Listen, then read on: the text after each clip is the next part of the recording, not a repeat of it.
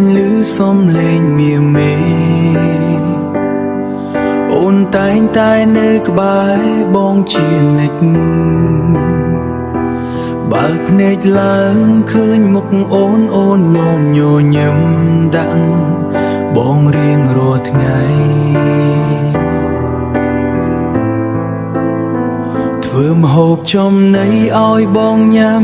តែពេលនេះអូនតែពេលនេះអូ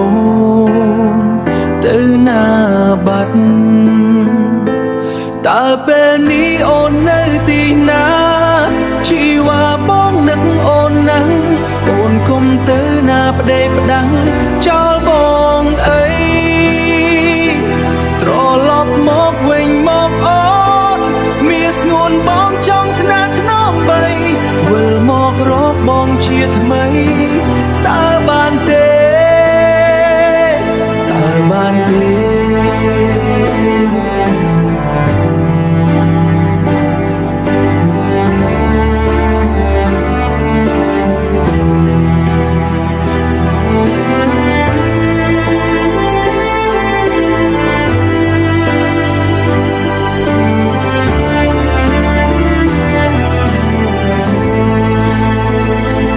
ពេលនេះបងដឹងខុសហើយអូនហើយបងសុំទោសស្រី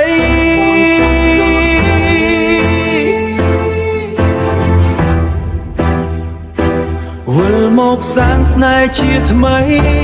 ឲ្យបងបានថាយថ្លៃដូចមុនបានទេ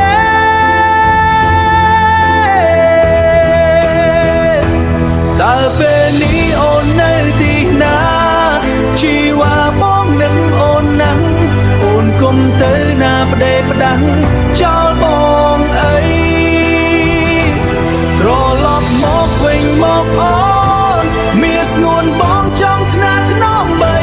វិលមករកបងជាថ្មីតើបានទេវិលមករកបងនួនល្អបងសាទរបងសុំទោស